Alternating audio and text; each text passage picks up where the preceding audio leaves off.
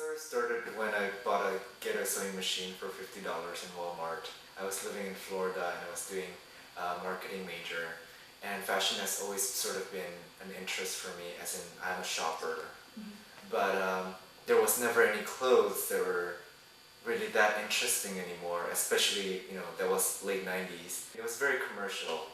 And I just wanted to make good clothes, and I started with a sewing machine. I self-taught myself everything. It was pretty bad to begin with, but then I was really creative, and I moved forward to go to Parsons, which is the next chapter of my life, and had my 4-year degree in Parsons. So that's how it kind of started.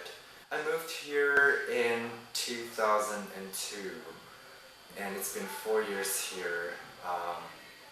Sort of learning a lot of new things in New York. From Florida to New York is a big transition, and the ideas, the artists, the culture here is so much richer, and I further developed from that, and learned the marketing aspect of fashion, the business side, the art side, but that's how it came about. Parsons, I learned nothing. I learned how to probably deal with people. That's a little bit of what it's all about, the social aspect of it.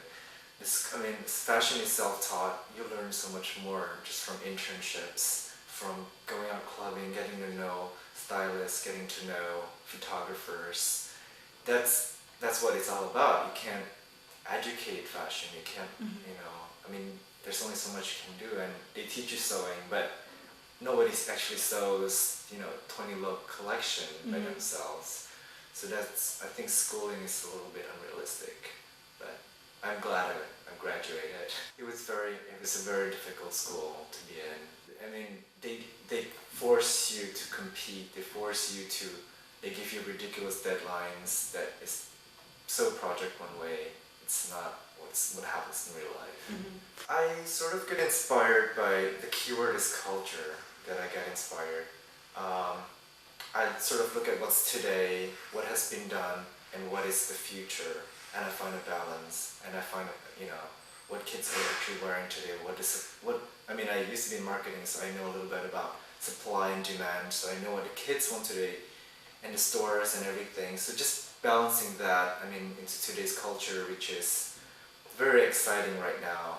Kids are more into arts, more into graphics, more into politics, and we're going to actually see a lot of kids start to vote next year. So that's the kind of culture that my collection currently is in. So I can't say, I'm inspired by Egyptian pyramids, or because that's not the way fashion works, I think. There's always something in the air, just from looking around, going out.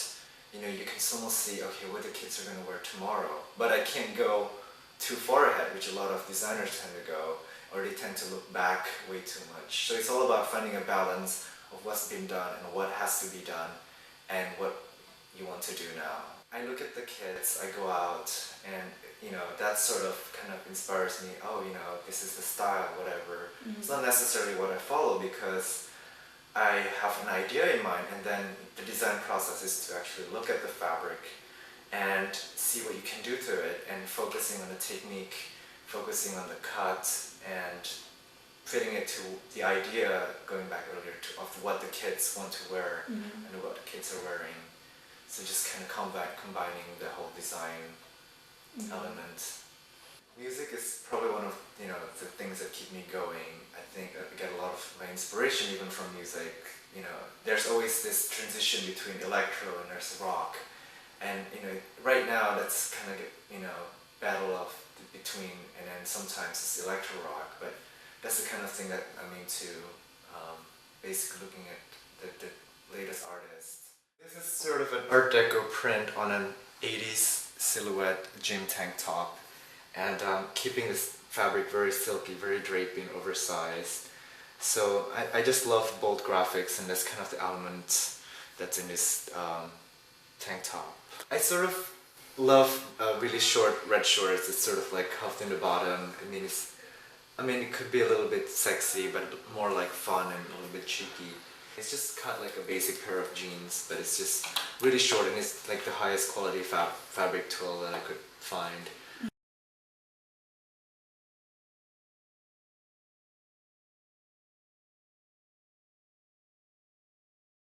is sort of my fun little t-shirt. I mean, I've seen people do suspenders and do vests on t-shirts, but I take it further by doing a pair of overalls.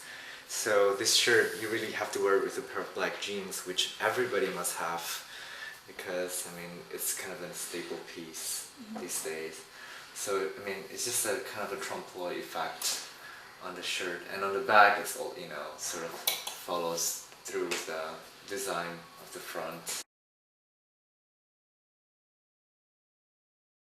So this is a skull print t-shirt, which also, I mean, you will see people do here and there, but I do my interpretations where the skull is slightly tilted, and also the cut of the shirt is sort of punk rock, where, you know, you would go out clubbing and you see people cut their shirt open and just sort of leave it hanging or tie it or tuck it in their jeans. So I kept that and I finished the edges, and so they can do whatever they want. So be creative and cool with this shirt.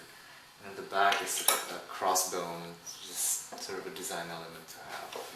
This is sort of the staple piece in my collection that everybody is dying to get their hands on.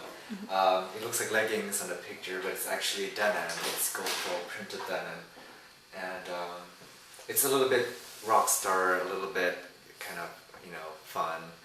And the jeans are like skinny cut jeans, and the vest is actually sort of taking a fishing vest, sort of a silhouette, with keeping the utility aspects of it with pockets and zippers. This fabric I originally found in the store, pre-done, I mean already made, but then I'm gonna have to start sourcing it because it was way too expensive, and what I'm really gonna do is go an extra mile to keep my clothes affordable for the young kids who are my customers. And on the lower half of the leg, center back, there's just this sort of a motorcycle seams, keep it a little tough. This is sort of a hand-painted gold and black swirly kind of a print. I don't know how I came with this, but it just happened to just find, you know, this kind of a design. It's sort of a random last-minute moment, but it works. And it's going to get very hard to do production for this, so I might have to revise it, make it, you know, more mass-producible, but this is the idea. And this last vest is a good example of why you should do your own pattern making, because you would do, you know, this simple vest, and then you would think, well, what happens if you kind of raise it in the back to create sort of a, you know, a contour like that. So I sort of found it by accident when I was drafting it on the paper, and it works so well. I mean, it's so special. Okay. So there's the front. It looks really normal, and then the surprise is when you actually turn to the back, where it's actually, you know, cut really high. Kind of like a gun holster. I do plan, first of all, to make money. I know the first 2 seasons are usually pretty disastrous in terms of money. Getting to stores, that's really what and developing the brand and making people aware of who I am and what I'm about. It's very hard to say my goal. I want to be surrounded by, forever, I want to be surrounded by really talented people. So that's, I guess, is one of my goals.